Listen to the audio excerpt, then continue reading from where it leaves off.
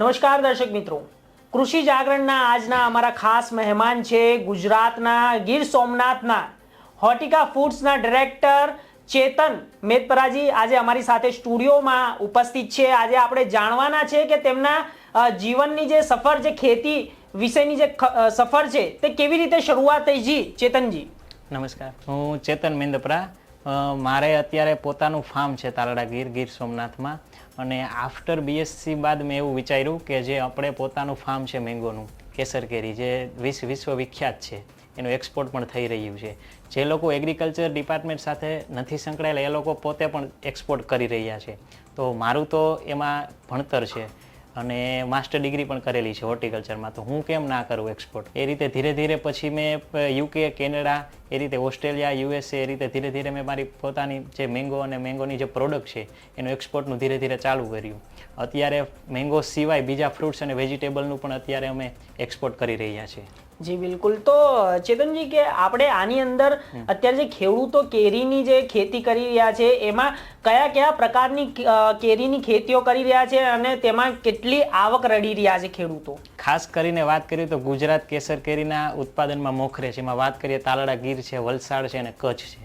એમાં સૌથી ફેમસ છે તાલાડા ગીરની કેસર કેરી છે। વધુ તો કેસર કેરીનું જ પ્રોડક્શન થાય છે ગીરમાં। જી બિલકુલ। તો આપણે માનવામાં આવે છે કે સૌથી વધારે કે આપણે કેરીની ખેતી કરીએ તો એમાં આવક વધુ મળતી હોય છે। તો તમને શું લાગે છે કે હવે આવનારા જે ભવિષ્યની અંદર ખેડૂતોને આના માટેના શું સામનો કરવો પડશે કે જે ખેતીઓમાં નવા નવા ઉત્પાદનો આવી રહ્યા છે, તો આનાથી કોઈ ફેરફાર થઈ શકે એવો છે? સૌથી વધુ આ વખતેની વાત કરીએ, આપણે ગયા વર્ષની વાત કરીએ એક્સપોર્ટનું, તો 1000 મેટ્રિક ટન જેટલી એક્સપોર્ટ કેરી થઈ છે તાલાડા ગીરની ગુજરાતમાંથી। તો આવનારા સમયમાં સારામાં સારા ભાવ પણ મળી રહ્યા છે અને એક્સપોર્ટ ક્વોલિટીની ખેડૂતો ઉત્પાદન કરે તો સૌથી સારા ભાવ મળી શકે એમ છે। જી બિલકુલ। તો જેવી રીતે કે ચેતનભાઈ કે આપણે હાલ અત્યારે વાત કરી રહ્યા છે કે ગીરની જે તલાલા કેરી છે, તો અત્યારે દેશ વિદેશમાં પણ તમારી આ કેરીઓ જાય છે, તો ત્યાંથી લોકોનો શું પ્રતિસાદ મળી રહ્યો છે? ત્યાંથી બહુ સારો પ્રતિસાદ મળી રહ્યો છે। એ લોકો ત્યાં બહુ મજા કરે છે કેસર કેરીની, અને બીજી પ્રોડક્ટો પણ અહીંથી બહુ સારી એવી જાય છે। જે બીજા ફ્રૂટ છે, અનાર છે, પછી ખારેક છે, બીજા વેજીટેબલ છે, બધા લીલા શાકભાજી છે, બધું એક્સપોર્ટ થઈ રહ્યું છે। બિલકુલ। તો તમને આ જે કેરીની ખેતી કરવાની પ્રેરણા ક્યાંથી અને કેવી રીતે મળી, જે અમારા દર્શક મિત્રો જાણવા માંગે છે? મારા પપ્પા પોતે ફાર્મર છે। અમારે 40 વીઘાનો જૂનો બગીચો છે, ઘરનો જ બગીચો, એટલે ત્યાંથી જ મને પ્રેરણા મળી કે પપ્પા તો અહીંયા વેચે છે, હું ભણતર એગ્રીકલ્ચરમાંથી મેં લીધું છે, તો હું કંઈક અલગ કરું, એટલે મેં અહીંયાના વેચવાના બદલે એક્સપોર્ટ કરું અને એ રીતે આગળ વધું।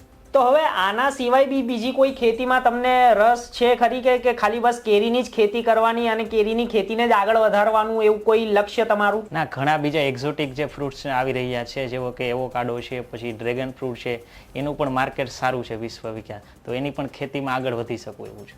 જી બિલકુલ। તો તમારા જે ગામડાની અંદર જે ખેતર છે તેની અંદર કેટલા ખેડૂતો આ ખેતી સાથે જોડાયેલા છે? અમારા ગામમાં 250 થી 300 ફાર્મર છે જે બધા મેંગોની ખેતી સાથે સંકળાયેલા છે। ચોક્કસથી। તો ચેતનભાઈ તમારો ખૂબ ખૂબ આભાર, તમે કૃષિ જાગરણના સ્ટુડિયોમાં આવ્યા અને તમે સવાલોના જવાબ આપ્યા।